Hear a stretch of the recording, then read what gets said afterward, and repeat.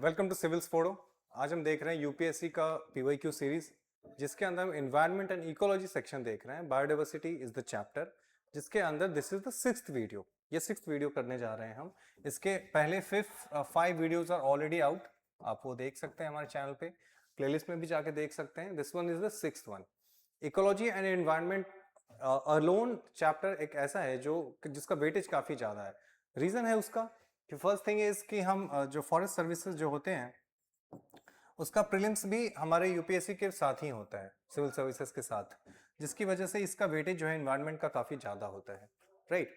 Plus environment के अंदर भी अगर देखो तो कुछ चैप्टर ही ऐसे हैं जो बहुत ज्यादा वेटेज कैरी करते हैं। All chapters are not equally important, few chapters are extremely important, और बायोडाइवर्सिटी एंड कंजर्वेशन उसमें से एक ऐसा चैप्टर है जो काफी इंपॉर्टेंट है। अभी हम देखेंगे, ठीक है। But before we go to that, हम सबसे पहले ये देखना चाहते हैं, और जो लोग भी पहली बार देख रहे हैं एक्चुअली हमें, उनके लिए काफी हेल्पफुल है ये समझना कि विच चैप्टर किस साल में कितने क्वेश्चन पूछे गए हैं। The trend is important, right. So अगर आप देखो, 2015 से लेकर के 2014 तक के सारे डेटा है इसमें, 10 इयर्स का डेटा है इसमें, ठीक है।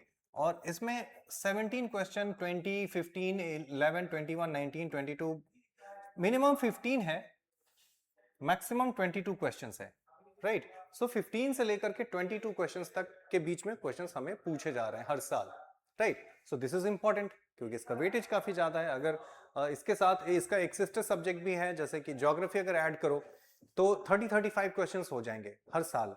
सो आउट ऑफ 100 अगर 30-35 क्वेश्चंस आ रहे हैं सिर्फ दो सब्जेक्ट से, तो weightage is so huge, right. और ज्योग्राफी का बहुत सारे जगहों पे इसके साथ आपको मिलेगा कॉन्सेप्ट मैच करता हुआ, ओवरलैप करता हुआ एक्चुअली। तो इसकी वजह से क्या है, उन दोनों को एक साथ करना चाहिए। तो ऑब्वियसली इसके बाद जो नेक्स्ट सब्जेक्ट होगा वो हम ज्योग्राफी ही पिक करेंगे, क्योंकि उसके साथ चलना becomes very easy, right. So ये था ईयर वाइज ब्रेक। अगर हम सब्जेक्ट वाइज देखें, टॉपिक वाइज देखें एक्चुअली, सो टॉपिक में देखो तो बायोडाइवर्सिटी से अलोन लास्ट 10 इयर्स में 41 क्वेश्चन पूछे गए हैं, ठीक है। कंजर्वेशन, कन्वेंशंस एंड ऑर्गेनाइजेशन देखो तो 23 क्वेश्चंस पूछे गए हैं। लॉ एंड पॉलिसी देखो तो 23 क्वेश्चन अगेन पूछे गए हैं। उसके बाद पोल्यूशन, अगर इसी में क्लाइमेट चेंज वगैरह सब ऐड करो तो आई थिंक ये दो तीन चैप्टर ही मिला के, दो तीन चैप्टर मिला के 86 क्वेश्चन, 87 क्वेश्चंस हो जाते हैं, right. So 87 questions from only 3 chapters, और बाकी सब में मिला के 87 होंगे। सो 50% of the questions come from these 2-3 chapters, ठीक है। तो इसीलिए सिर्फ ये दो तीन चैप्टर ही बहुत ज्यादा इंपॉर्टेंट है, and that is the reason why I have picked the first topic is biodiversity and conservation. और उसके अंदर सिक्स्थ वीडियो का ये पहला क्वेश्चन है। Let's go to the question. Question says if you walk, और ये यूपीएससी प्री 2014 में पूछा गया है। And the question, let me change the pen colour, red looks good, ठीक है, okay. So the question says if you walk through country side, गांव में जब आप घूमते हैं, you are likely to see some birds stalking alongside the cattle to seize the insects disturbed by their movement through grasses. Which of the following is are such birds? कौन है इनमें से, राइट। सो देखो तो कॉमन मैना जो गांव में बहुत देखने को मिलता है, कॉमन मैना के बारे में है, ठीक है। दूसरा painted stork black necked crane, right. Now common myna का नाफी मतलब है कि ये बहुत कॉमन है, ठीक है।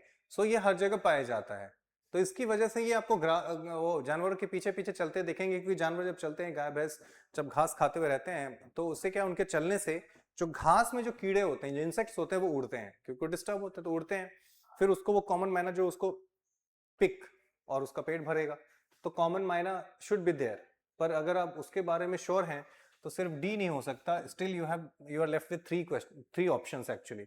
तो इन तीनों में से अब कौन सा होगा बिकम्स डिफिकल्ट, राइट। और आपको पेंटेड स्टॉक होगा कि नहीं, ब्लैक नेक क्रेन होगा कि नहीं, क्योंकि आपको पता होना चाहिए कि इनमें से ज्यादातर तो कीड़े खा ही जाते हैं, राइट। पर अगर आपको डिटेल नहीं पता है तो दिक्कत होगी। So let's go to the detail.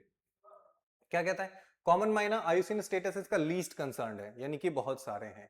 IUCN ने 2000 में इसको वर्ल्ड्स मोस्ट इन्वेजिव स्पीशीज कहा है, ठीक है, मोस्ट इन्वेजिव स्पीशीज कहा है। Plus serious threat to the ecosystem, क्योंकि इन्वेजिव स्पीशीज है, सो ऑब्वियसली एक थ्रेट तो होगा। प्लस ऑस्ट्रेलिया में इसको मोस्ट इंपॉर्टेंट पेस्ट या प्रॉब्लम भी कहा जाता है। ऑस्ट्रेलिया में ये बहुत ज्यादा संख्याएं मिलते हैं, इसकी वजह से इसको ऐसा कहा जाता है। पेंटेड स्टॉक देखो तो ये भी वैसा ही है, पर दिक्कत यह है कि इसका डाइट जो है वो फिश, फ्रॉग एंड रेप्टाइल्स है. This does not feed on insects. ठीक है, तो इसलिए पेंटेड स्टॉक नहीं होगा आपका आंसर. इसका आईयूसीएन स्टेटस नियर थ्रेटेंड है और usually seen in fresh water wetlands. ठीक है, जो पेंटेड स्टॉक है, पर उसका डाइट अलग है. राइट, उस तरीके से अगर ब्लैक नेक क्रेन देखो तो इसका ओमनीवोरस है ये, और इसका जो डिस्ट्रीब्यूशन है वो एशिया के अंदर Taliban, sorry not Taliban, Tibetan plateau, Bhutan, north east part of India, ये सारी जगहों पे आपको देखने को मिलेगा. एंड एग्रीकल्चरल क्रॉप्स ये फीड करता है उस पे, barley, oats, wheat, potato, carrots, turnips, ये सारे इसके खाने की चीजें हैं. तो ऑब्वियसली इंसेक्ट्स इसका नहीं है डाइट का पार्ट. सो अगेन ये भी इसके आंसर का पार्ट नहीं होगा and only 2 has to be the answer. पर ये मुश्किल था क्योंकि आप सिर्फ श्योर होना इतना कि सिर्फ यही आंसर है और ये दोनों नहीं है वाज लिटिल डिफिकल्ट. ठीक है, तो इसकी वजह से ये क्वेश्चन था मुश्किल. So answer is B only which is common myna. ठीक है, आते हैं नेक्स्ट पे. अब कुछ इजी क्वेश्चन भी होंगे. The most important strategy for the conservation of biodiversity together with traditional human life is establishment of. क्या बोलता है कि most important strategy for the conservation of, most important भी लिखा है, conservation of biodiversity together with the traditional human life. traditional human life के साथ हमें करना है. तो आपको पता है कि नेशनल पार्क में तो ह्यूमन लाइफ को एंट्री है नहीं, humans are not allowed there national park में. सो उसकी वजह से ये आंसर नहीं हो सकता. वाइल्ड लाइफ सेंचुरीज में again they are not allowed, तो to some extent they are allowed but not complete. यहाँ पे तो कंप्लीटली बैंड है, यहाँ पे कुछ एक्सटेंट में है. बोटानिकल गार्डन में तो ह्यूमन लाइफ का कुछ है ही नहीं. So only the biosphere reserve जिसके अंदर 3 जोन्स होते हैं, सो उसमें जो जोन ट्रांजिशन जोन है, ठीक है, उसके कोर्स में कोर और लास्ट में ट्रांजिशन है. सो ट्रांजिशन जोन में ह्यूमन लाइफ इज अलाउड. ठीक है, जिसकी वजह से biosphere reserve has to be the answer. So इसका आंसर होगा बायोस्फीयर रिजर्व. और दिस वाज इजी, इसमें ज्यादा मुश्किल नहीं था. अगर आपको बायोस्फीयर रिजर्व के बारे में डेफिनेशन वगैरह ही पता है तो भी आप इसको कर सकते थे. ठीक है, सो answer is biosphere reserve and this was easy. अगला है which of the following have coral reefs.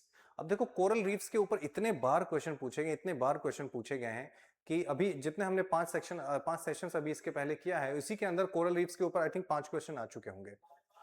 ठीक है, so every single year coral reefs के ऊपर क्वेश्चन होते हैं, क्योंकि कोरल रीफ्स अभी अगर वैसे भी देखो तो जितने भी स्पीशीज का जो लॉस हो रहा है, जो डिक्लाइन हो रहे हैं उनकी डाइवर्सिटी में, उनकी कंट्रीब्यूशन इकोसिस्टम में, उसमें सबसे ज्यादा लॉस हुआ है कोरल रीफ्स का. ठीक है, so that is the reason why coral reefs are also very important. ठीक है, Andaman and Nicobar island coral reefs है कि नहीं आपको पता नहीं है शायद. Gulf of Kutch, gulf of Mannar, Sundarban. Sundarban देखो तो सुंदरबन में कोरल रीफ्स नहीं होंगे, क्योंकि कोरल रीफ्स के लिए क्लीन वाटर चाहिए. क्लीन वाटर, जो सुंदरबन है वहां पे क्लीन वाटर नहीं है, क्योंकि वहां पे नदियों का पानी आता है, उसमें बहुत सारा सैंड होता है, तो क्लीन वाटर नहीं है. तो सुंदरबन में कोरल सरवाइव नहीं कर सकते. तो इसलिए 4 जैसे आप आउट करेंगे, still you are left with 3 options, sorry 2 options. अब आपको क्या पता होना चाहिए, Andaman Nicobar, gulf of Kutch and gulf of Mannar. अगर आपने पिछले वीडियोस देखे हैं तो अभी तक आपने आंसर कर दिया होता कि गल्फ ऑफ कच्छ में ऑब्वियसली कोरल है. गल्फ ऑफ खंबात जो है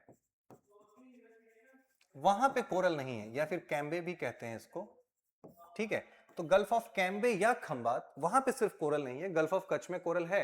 तो 1, 2 एंड 3 तीनों ही इसका आंसर हो जाएगा, यानी कि ए इसका राइट आंसर होगा. Right, so this is it.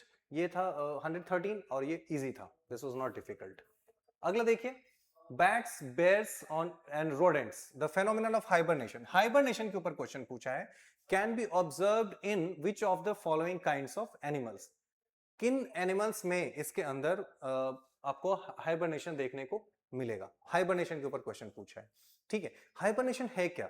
Actually when you animals या फिर स्पीशीज के अंदर क्या एक सिस्टम है, when you are lacked with resources, they reduce their rate of metabolism. Metabolism का मतलब क्या होता है कि बॉडी के अंदर जितनी भी केमिकल रिएक्शंस चल रही हैं, दे ऑल ऑफ देम एक साथ मिलाकर के कॉल्ड मेटाबॉलिज्म. ठीक है, तो उनको क्या है कि अगर मान लो एनर्जी सेव करना है, क्योंकि मान लो अगर बर्फ पड़ रही है तो ऑब्वियसली उनको रिसोर्सेज की कमी हो जाएगी, फूड नहीं मिलेगा. तो उस केस में they need to save energy, conserve energy. In that case what do they reduce their metabolic rate जिससे उनका हार्ट बीट कम हो जाएगा, एनर्जी की रिक्वायरमेंट कम हो जाएगी और उससे वो एनर्जी सेव कर सकते हैं. सो that is hibernation. Hibernation happens specially in cold areas, cold ecosystems. ठीक है, सो ये होगा कोल्ड एरियाज में हाइबरनेशन. ठीक है, तो इसमें से कौन कौन कर सकते हैं? आपको पता है कि bears are found in cold areas, तो वो करेंगे. बैट्स और ऑल्सो देयर, सो ये भी हाइबरनेशन करते हैं. एंड रोडेंट्स, रोडेंट्स क्या करेंगे या नहीं? तो रोडेंट्स रहते हैं जमीन के अंदर, और अगर ठंडी होती है तो जमीन में बहुत अंदर जाएंगे, बाहर बर्फ पड़ चुकी है तो ऑब्वियसली उनको फूड नहीं मिलेगा. So they also go through hibernation. So all three, यानी कि 1 to 3 इसका होगा. लास्ट ऑप्शन क्या है? Hibernation can not be observed in any of the above. No, this is not true. ठीक है, so अब देखते हैं कुछ details. Hibernation is a way for many creatures to survive cold dark winters without having to migrate. ठीक है, without having to migrate, यानी कि अगर जैसे बेयर है तो उसके पास माइग्रेट करने का ऑप्शन नहीं है, because such a big animal, how can they migrate such a long distance? वो मर जाएगा माइग्रेट करने में. Birds do. इसलिए हम देखते हैं कि बहुत सारे alien bird, not alien, foreign birds होते हैं, they come to India and India tropics के पास जितने भी कंट्रीज हैं उनके पास जाते हैं, उन कंट्रीज में जाते हैं जब बाहर ठंडी पड़ती है, तो उस वहां से उड़ के वो आते हैं गर्म एरिया में. वहां पे वो उनके दे legs they lay their eggs, और फिर वहां से वो बच्चे बड़े करके, नेस्टिंग होती है, बच्चे बड़े करके फिर वो लेके चले जाते हैं. सो ये भी उनका एक प्रोसेस है टू टू क्या कह सकते हैं इसको, एक्सक्लूड द कोल्ड वेदर. ठीक है, run away from the cold weather, harsh cold weather. ठीक है, सो दे माइग्रेट, बट बहुत सारे और दूसरे एनिमल्स है, they can not migrate, and in that case this becomes problem. Right, so जो माइग्रेट नहीं कर सकते they will go through hibernation. Right, so they turn down their metabolic rate, हमने पहले बताया कि मेटाबॉलिज्म को कम कर लेगा और वो एनर्जी कंजर्व करेगा. Right, bats, bears, ground squirrels, chipmunks, ये सारे हाइबरनेशन करते हैं. ठीक है, आपको कॉन्सेप्ट पता होना चाहिए. पर हाइबरनेशन से रिलेटेड कुछ और कॉन्सेप्ट है जिसके बारे में भी आपको पता होना चाहिए, and these concepts are aestivation. ठीक है, एस्टिवेशन वो करते हैं जहां पे गर्म होता है मौसम. ठीक है, जैसे स्नेल्स. अब स्नेल्स क्या है, जैसे they snails are they survive in water.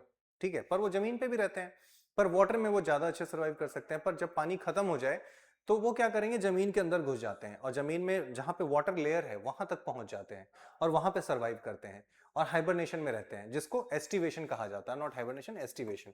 ठीक है, फिश, फिश भी जमीन के अंदर चले जाते हैं, वहां पे दे स्टे इन एस्टिवेशन. जैसे ही फिर पानी पड़ेगा वो बाहर आ जाते हैं. ठीक है, सो स्नेल्स हो गए, लंग फिश हो गए, फ्रॉग्स भी कुछ हो गए. ठीक है, और डेजर्ट रेप्टाइल्स भी हैं, क्योंकि गर्मियों में डेजर्ट रेप्टाइल्स अपने बर्रों के अंदर चले जाते हैं, बिल में चले जाते हैं, एंड दे सर्वाइव देयर. तो वहां पे क्या, वो अपना हार्ट रेट कम करेंगे, अगेन मेटाबॉलिक प्रोसेस वो अपना स्लो कर लेंगे, जिससे दे कैन सर्वाइव, और जब तक उनका फेवरेबल कंडीशन ना आ जाए तब तक वो बाहर नहीं आते. राइट, सो ये this is called aestivation. Snails, lungfish वगैरह ये सब करते हैं. उसके बाद एक आता है टोरपोर. ठीक है, और शॉर्ट टर्म, ये जो छोटे टर्म के लिए, छोटे पीरियड के लिए होता है, लाइक 2-4 घंटे के लिए, 1-2 दिन के लिए जो करते हैं, वो होता है टोरपोर. ठीक है, हमिंग बर्ड जैसे करते हैं, क्योंकि हमिंग बर्ड को बहुत एनर्जी चाहिए. राइट, तो इसलिए दे टू कंजर्व देयर एनर्जी, या फिर कह सकते हैं recharge, they do it. Small bats भी करते हैं, स्मॉल रोडेंट्स भी करते हैं. ठीक है, टोरपोर. उसके बाद आता है, एक आता है डायपोज. डायपोज इज वेरी इंपॉर्टेंट. अब इसमें क्या है कि बहुत सारे इंसेक्ट्स हैं जो या तो एग स्टेज में, लार्वा स्टेज में, दे नीड टू सर्वाइव. लेकिन बहुत बार क्या होता है कि बाहर का एनवायरनमेंट उनके सर्वाइवल के लिए कंफर्टेबल नहीं है, फेवरेबल नहीं है. तो वो क्या, अपना जो प्रोसेस है ग्रोथ का वो स्लो कर देंगे, और जब उनके लिए फेवरेबल कंडीशन आएगा बाहर, then they will come out of their eggs और लार्वा. ठीक है, दिस इज डायपोज. तो इसमें क्या, जेनेटिक ऑल्टरेशन होता है, जेनेटिक लेवल पे होता है ये. So diapause is genetically programmed developmental pause.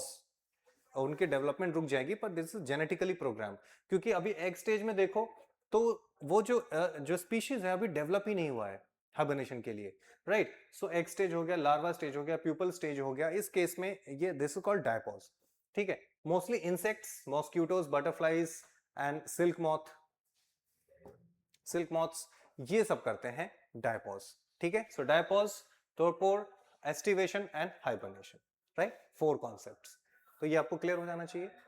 Next है 2014 में पूछा गया है, other than poaching, what are the possible reasons for the decline in the population of Ganges river dolphins? Ganges river dolphins का पूछ रहा है कि डिक्लाइन का और क्या रीजन हो सकता है other than poaching, construction of dams and barrages on the rivers, obviously this is one of the reasons, ठीक है, this has to be there. Increase in the population of crocodiles in rivers, ठीक है, crocodiles की population अगर बढ़ जाए reverse में तो क्या उससे डॉल्फिन्स की पॉपुलेशन जो है वो कम हो जाएगी? लेट्स सी, अभी तो हमें इसके बारे में श्योरिटी नहीं है। Getting trapped in fish, we are sure कि ये तो होगा ही, अगर फिश में ट्रैप हो जाएंगे फिशिंग नेट में तो ऑब्वियसली उनकी जान चली जाएगी, right. Use of synthetic fertiliser and other agricultural chemicals in crop fields in the vicinity of rivers, तो रिवर्स के पास क्या है जो खेती हो रही है, अगर उसमें पेस्टिसाइड यूज किया जा रहा है तो उस पेस्टिसाइड की वजह से जो रन ऑफ होगा, जो बारिश होगी, जो रन ऑफ होगा, वो chemicals will flow to the river, और रिवर में क्योंकि डॉल्फिन्स है तो उनको दिक्कत होगी, राइट। सो उस केस में ये तो रीजन हो सकता है। Now coming to this, increasing the population of crocodiles in the river. Now crocodiles के पॉपुलेशन बढ़ने से डॉल्फिन्स की लाइफ में फर्क नहीं पड़ेगा, क्योंकि वो दोनों एक साथ एक ही इकोसिस्टम में they can survive, they can coexist, ठीक है। तो इसलिए सेकंड जो है वो ऑप्शन नहीं होगा, 1 3 4 होगा, और उस केस में ये हो जाएगा आंसर। लेकिन उन्होंने 1 2 3 4 भी दिया है, तो ये क्वेश्चन इन्होंने जानबूझ के थोड़ा डिफिकल्ट बनाया है कि बहुत सारे लोग हो सकता है इसको भी चूज करेंगे और वो डी ऑप्शन मार्क करेंगे और उनका नेगेटिव आंसर हो जाएगा। सो C is the right answer, ठीक है। This was difficult. लेकिन कुछ और चीजें हम जानते हैं डॉल्फिन के बारे में। डॉल्फिन एक्चुअली बहुत इंटरेस्टिंग एनिमल है, मैमल है, ठीक है। वो अपने बच्चों को दूध पिलाती है, वो अपने बच्चे देती है, उनके अंडे नहीं होते दूसरी मछलियों की तरह। डॉल्फिन इज अ मैमल, ठीक है। पानी में जितने रहने वाले एनिमल्स होते हैं they all are cold blooded except mammals, तो डॉल्फिन भी एक मैमल है, तो this is again a warm blooded, ठीक है। डॉल्फिन भी एक वार्म ब्लडेड एनिमल है, राइट। ध्यान रखना इस बात के, डॉल्फिन भी एक वार्म ब्लडेड एनिमल है। गंगा, ब्रह्मपुत्र एंड मेघना, इन 3 रिवर्स में गैंजेस डॉल्फिन हमें देखने को मिलते हैं। गंगा, ब्रह्मपुत्र एंड मेघना, these 3 rivers are there. National aquatic animal choose किया, बनाया गया, डिक्लेयर किया गया इसको 2009 में। 2009 में इसको नेशनल एक्वेटिक एनिमल बनाया गया इंडिया में, इंडिया का। आईयूसीएन स्टेटस इसका एंडेंजर्ड है, लेकिन एक इसमें एक्सेप्शन है कि नेपाल के अंदर ये क्रिटिकली इंडेंजर्ड है, ठीक है। क्रिटिकली इंडेंजर्ड है नेपाल में, आईयूसीएन स्टेटस इसका क्रिटिकली इंडेंजर्ड है नेपाल में। वाइल्ड लाइफ प्रोटेक्शन एक्ट के अंदर ये शेड्यूल 1 में डाला गया है, यानी टाइगर के बराबर इसको प्रोटेक्शन दिया जा रहा है। साइट्स में अपेंडिक्स 1 में है, एंड पॉपुलेशन इसका कुछ 6000 के पास है, 3500 से 5000 के बीच में भी है, पर कई कई जगह पे 6000 6500 भी देखने को मिलता है। So that is not a important thing, but important thing is कि इंडिया, नेपाल और बांग्लादेश तीनों कंट्रीज में ये देखने को मिलता है, राइट। अब नाउ पॉइंट आता है कि जो इंडिया में इनके प्रोटेक्शन के लिए कुछ किया जा रहा है क्या? So yes, Vikramshila Gangetic dolphin sanctuary जो है वो भागलपुर में है। भागलपुर इज इन बिहार, ठीक है। भागलपुर जो है वो बिहार में है, और भागलपुर में ही इंडिया का एकमात्र डॉल्फिन सेंचुरी बनाया गया है, जो कि विक्रमशिला गैंगेटिक डॉल्फिन है भागलपुर में। दूसरी बात, प्रोजेक्ट डॉल्फिन लॉन्च किया गया है 15 अगस्त 2020 को, ठीक है।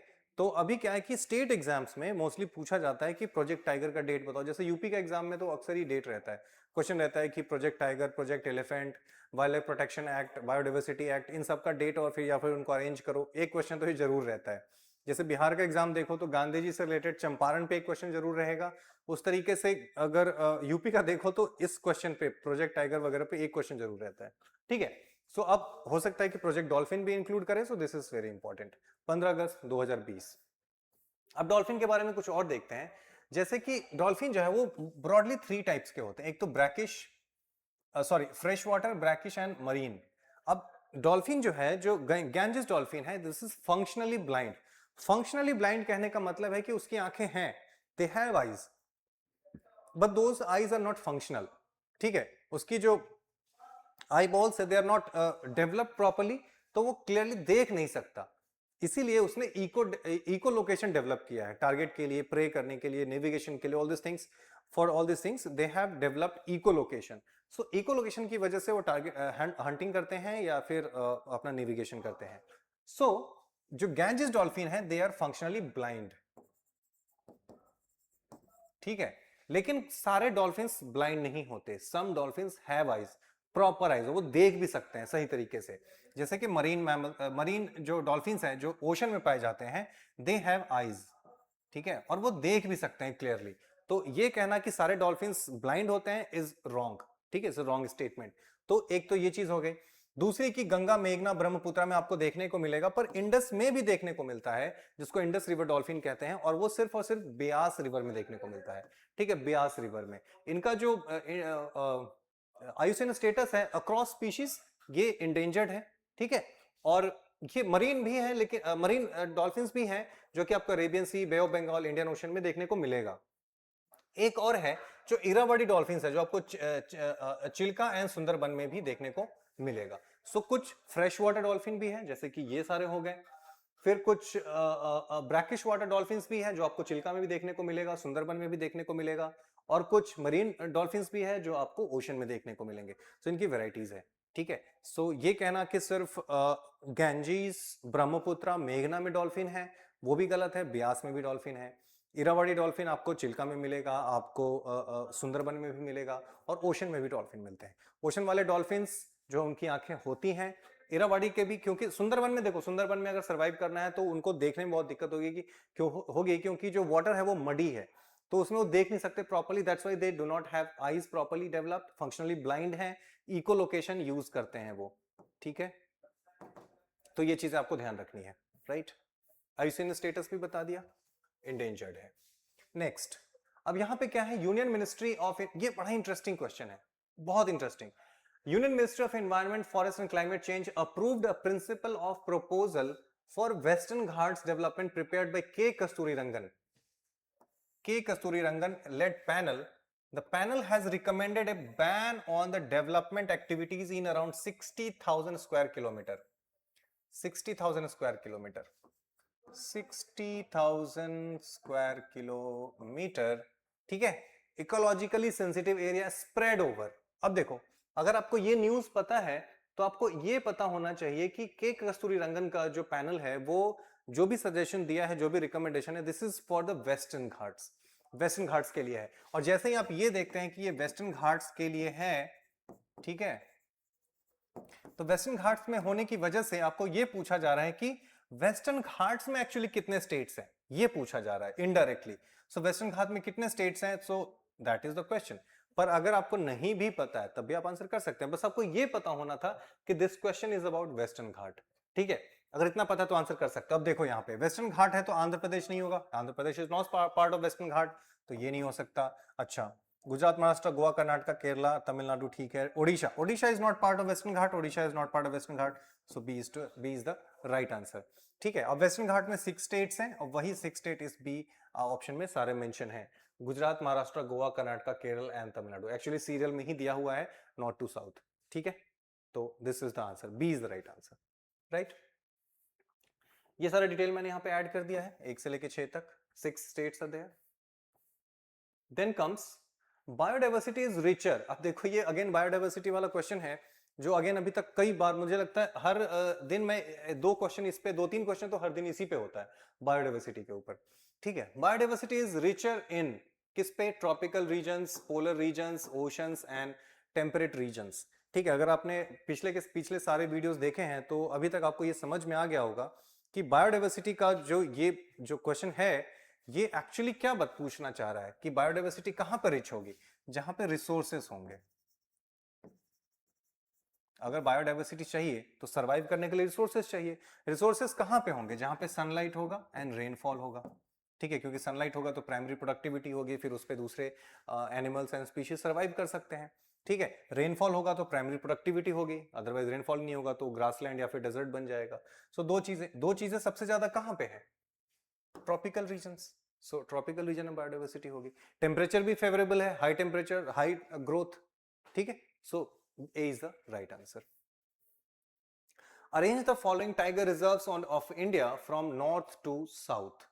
ठीक है, टाइगर रिजर्व्स को बोल रहा है अरेंज करने को नॉर्थ टू साउथ, और यहां पे कुछ टाइगर रिजर्व्स दिए गए हैं, जैसे कि इंद्रावती, दुधवा, बंदीपुर एंड सिमलीपाल। सिमलीपाल आपको पता है कि ओडिशा में है।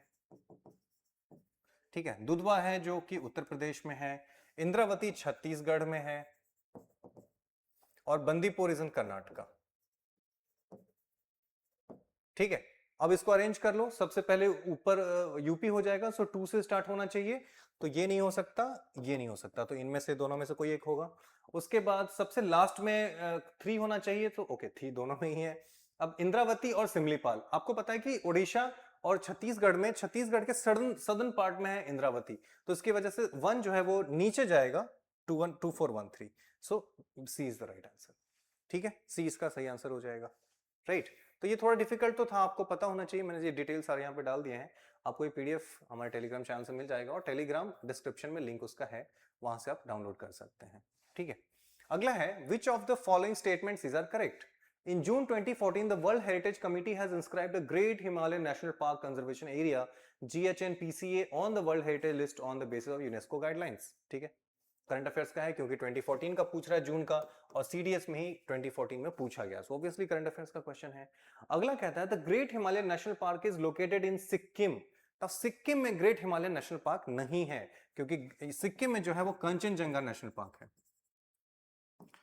सोरा इसमें स्पेलिंग प्लीज डोंट माइंड, कंचनजोंगा, कुछ तो गड़बड़ है स्पेलिंग में। सो सिक्किम में नहीं है, वो हिमाचल प्रदेश में है, कुल्लू डिस्ट्रिक्ट में। ठीक है, हिमाचल प्रदेश के कुल्लू डिस्ट्रिक्ट में आपको ग्रेट हिमालयन नेशनल पार्क है, और यहाँ पे कुछ स्पीशीज हैं जो कि काफी इंपॉर्टेंट है। The first is snow leopard, जो कि वल्नरेबल है, इसका आईयूसीएन स्टेटस, आईयूसीएन स्टेटस है इसका वल्नरेबल। स्नो लेपर्ड, हिमालयन टार, हिमालयन टार नियर थ्रेटेंड है, ठीक है, जो कि अगेन यहां पे मिलता है हमें ग्रेट हिमालयन नेशनल पार्क में। वेस्टर्न त्रांगपो, त्रांगपन, जो कि वल्नरेबल है, एंड हिमालयन मस्क डियर, जो कि एंडेंजर्ड है। तो ये आईयूसीएन स्टेटस भी आपको ध्यान रखना है। क्रिटिकली एंडेंजर्ड, देखो अगर आपको बहुत सारे स्पीशीज है एक्चुअली, पर अगर सब याद नहीं करना चाहते तो जितने भी क्रिटिकली एंडेंजर्ड इंडिया में मिलते हैं उनका तो पता होना चाहिए, क्योंकि वहीं से क्वेश्चन बनाए जाएंगे, there is a good chance कि वहां से क्वेश्चन जरूर होंगे। ठीक है, सो अगर आपके पास टाइम कम है या फिर आप इतना सारा कुछ मेमोराइज नहीं करना चाहते, at least do what is critically endangered, आपको हेल्प करेगा। ठीक है, next, operation Kachhapa is an NGO initiative for the conservation of Kachhapa. अब देखो, अगर मान लो आपको कछपा पता ही नहीं है कि क्या चीज है, ठीक है, ना ही आप हिंदी बेल्ट से हैं कि आपको कछपा वर्ड भी पता चला। Actually Kachhapa word I don't think Hindi का है, पर हिंदी वाले इससे कुछ तो कर सकते हैं, ठीक है, इसका आइडिया लगा सकते हैं।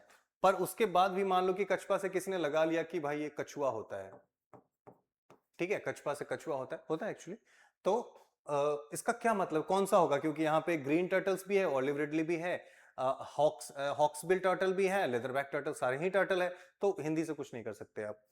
पर अगर मान लो आपको कुछ भी पता नहीं कि इसमें से कौन होगा, चारों में से कोई आइडिया नहीं कि कौन सा आंसर होगा सही, स्टिल अगर आपको गैस करना है, वाइल्ड गैस करना है बिल्कुल ही, कि आपको कुछ भी पता नहीं एबीसीडी में से क्या है, फिर भी अगर आपको लगता है कि आपको गैस करना ही है, तो कैसे करना चाहिए।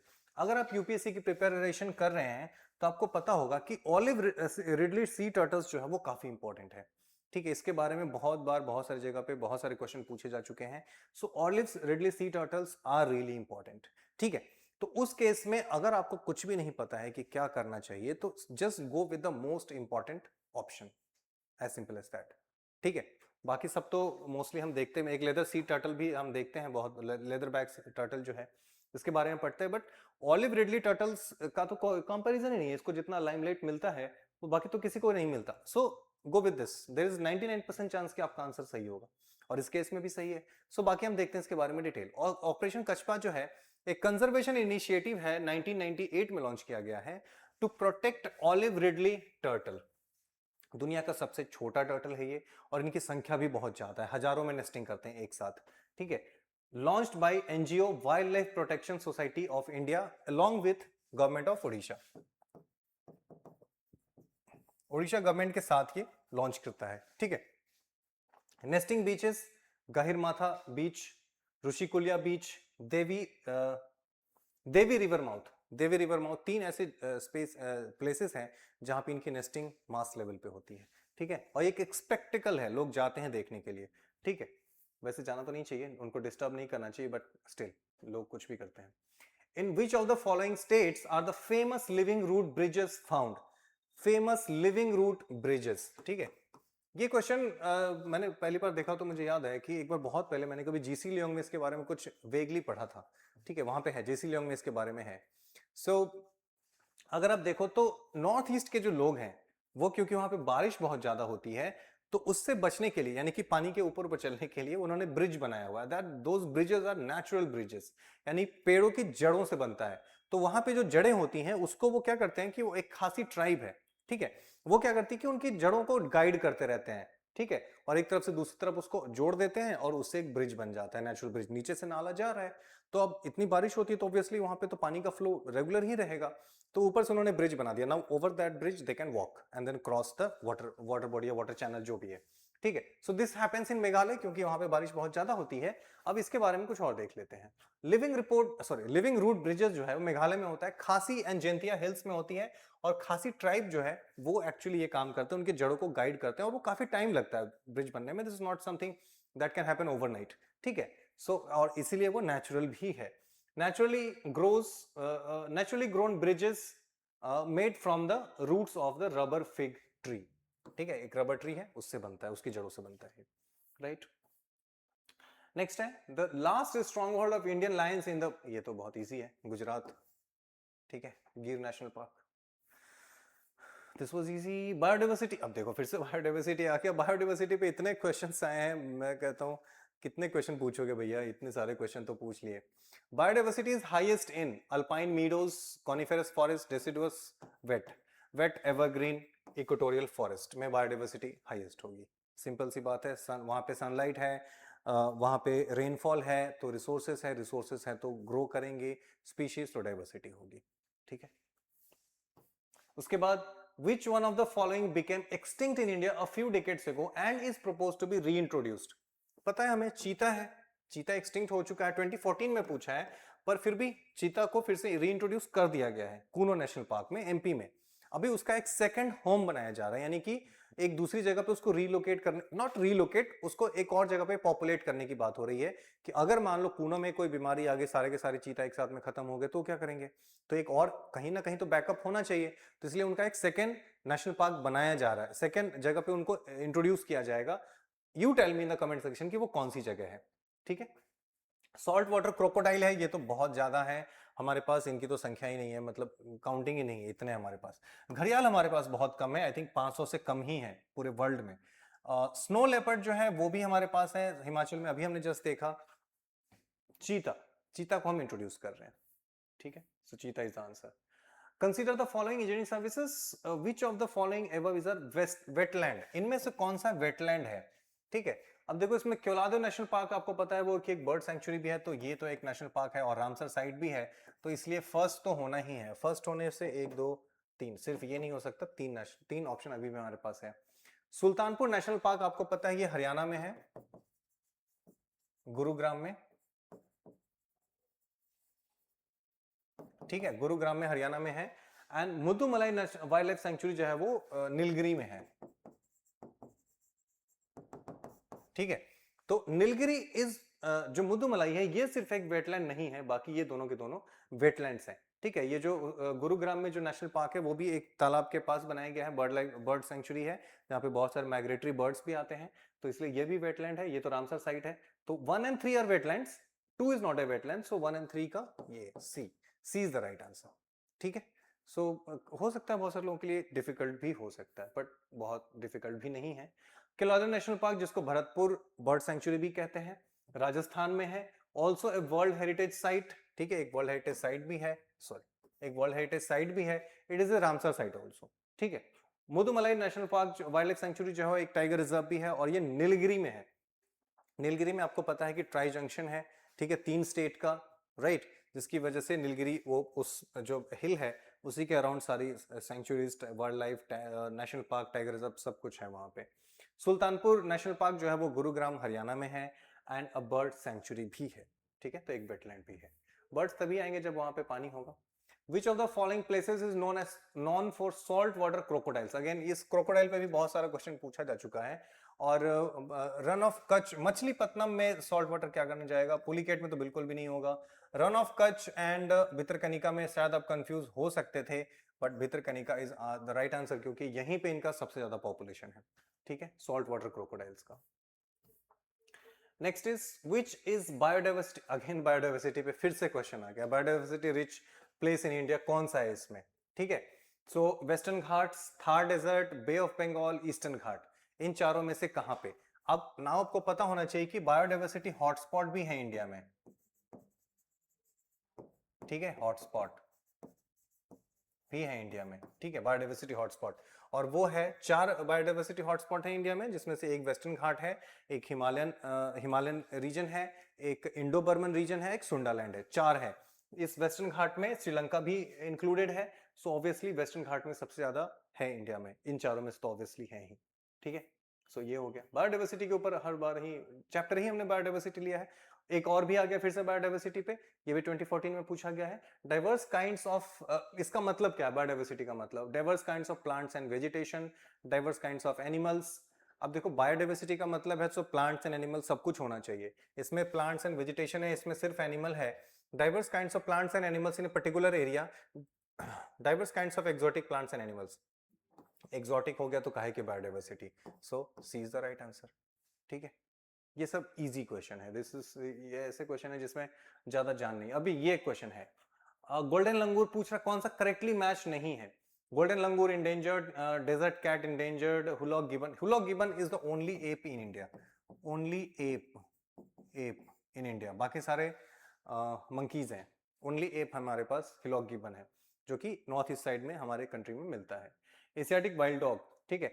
सो अब इसमें देखो, तो अगर अभी के अकॉर्डिंग देखोगे तो ये भी इंडेंजर्ड है, तब ये वल्नरेबल था, अभी इंडेंजर्ड हो गया है, ये भी इंडेंजर्ड है, ये भी इंडेंजर्ड है, ये है लीस्ट कंसर्न, ये जो डेजर्ट कैट है दिस इज लीस्ट कंसर्न, ठीक है। तो यही एक है डेजर्ट कैट जो हमारा राइट आंसर होगा, बाकी डिटेल हम यहाँ पे देख सकते हैं। गोल्डन लंगूर जो कि असम भूटान में मिलता है हमें, इंडेंजर्ड है, ठीक है। डेजर्ट कैट अफ्रीका एशिया में मिलता है जो कि लीस्ट कंसर्न है।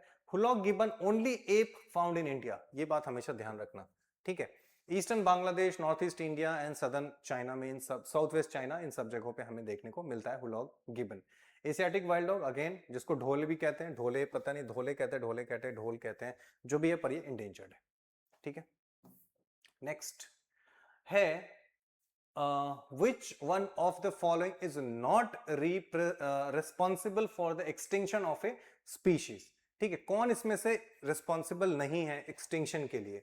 So broad niche, large body size, narrow niche and lack of genetic variability. देखो लैक ऑफ जेनेटिक वेरिएबिलिटी होगी, इसका मतलब कि जेनेटिक वेरिएबिलिटी नहीं है, मतलब एक टाइप का जीन अगर खत्म हो गया किसी वजह से, ठीक है, किसी वजह से, तो एक्सटिंक्ट हो जाएगा। So this is the reason. Lack of narrow niche, narrow niche का मतलब क्या है कि उनका जो हैबिटाट है, जिस एरिया में वो ऑपरेट करते हैं, जो खाते हैं, जिस एरिया में रहते हैं, वो सब नीश कहा जाता है एक साथ मिला के, ठीक है। सोशल मीडिया पे भी नीश नाम की चीज काफी पॉपुलर होती है, पर इसमें बायोडाइवर्सिटी के केस में नीश का मतलब होता है वो जहां पे रहता है, जो खाना खाता है, जो उसका डाइट है, जैसे मेटिंग करता है, वो सबको एक साथ अगर एक डोमेन में रखा जाए, everything will be together called niche, ठीक है। तो अगर नैरो नीश है तो इसका मतलब है कि उसके एक्सटिंक्ट होने के चांसेस हैं। लार्ज बॉडी साइज है तो पूछा क्या, नॉट रिस्पॉन्सिबल पूछा है ना, तो ये तो रिस्पॉन्सिबल है, ये भी रिस्पॉन्सिबल है, तो ये भी है, ये भी है। Large body size, large body size होगी तो वो मूव नहीं कर सकते जल्दी, तो उनको अगर मान लो कभी रिसोर्सेज की कमी हो गई, खाना कमी हो गई, तो they can die easily. Large body size क्योंकि उनको फूड बहुत चाहिए, so this too can be. Broad niche है जिसकी वजह से नहीं होगा, ब्रॉड नीश है तो दे कैन सर्वाइव, ठीक है, अगर इस हैबिटेट में भी सर्वाइव कर सकते हैं, दूसरे हैबिटेट में भी सर्वाइव कर सकते हैं, डाइट्स चेंज कर सकते हैं, सो दे कैन सर्वाइव, ठीक है। So broad niche is not the reason, और इसीलिए ए इसका राइट आंसर होगा। And this is interesting question, ठीक है, इसमें बहुत सारे लोग फंस भी सकते थे। सो दिस इज इट। इस तरीके से हमने देखा आज कुछ 15-20 क्वेश्चंस ऐसे कुछ देखे, और ये क्वेश्चंस आप देख सकते हो, इससे आपको समझ में आएगा कि कैसे क्वेश्चंस रिपीट होते हैं। बायोडाइवर्सिटी पे कितने क्वेश्चन पूछे गए हैं, क्रोकोडाइल पे क्वेश्चन पूछे गए हैं, डॉल्फिन पे क्वेश्चन पूछे गए हैं, नीश पे भी क्वेश्चन आ गया है, ठीक है। तो कुछ क्वेश्चंस हैं जो बार बार रिपीट होते रहते हैं, राइट, और इसकी वजह से आपको पीवाईक्यूज एक्चुअली बताता है कि कौन से क्वेश्चन इंपॉर्टेंट है, कहाँ पे ध्यान देना चाहिए, कहाँ पे आपकी एनर्जी जानी चाहिए, कैसे क्वेश्चंस को प्रिपेयर करना है, किस डेप्थ में जाना है। कुछ क्वेश्चन ऑब्वियसली थे ऐसे जो मुश्किल थे, उसको याद रखना मुश्किल है, पर कुछ क्वेश्चंस इनडायरेक्टली भी पूछे गए, जैसे वेस्टर्न घाट्स में कितने स्टेट्स हैं वो बहुत ही इनडायरेक्टली पूछा गया है, और उतने लंबे क्वेश्चन को देख करके लोग सोचेंगे कि इसका क्या ही आंसर होगा, उसको छोड़ देते हैं। पर उसमें सिर्फ ये पूछा गया कि वेस्टर्न घाट में कितने स्टेट्स हैं। ठीक है, सो ऐसे क्वेश्चंस को जब आप प्रैक्टिस करेंगे तभी आप कंफर्टेबल हो सकते हैं एग्जाम हॉल में। क्वेश्चन को देख के आप डरेंगे नहीं और इजिली आप टैकल कर सकते हैं, आपका स्कोर अच्छा आएगा। For all this things PYQs are very very important. So with this I am signing off, see you in the next video, take care, bye bye.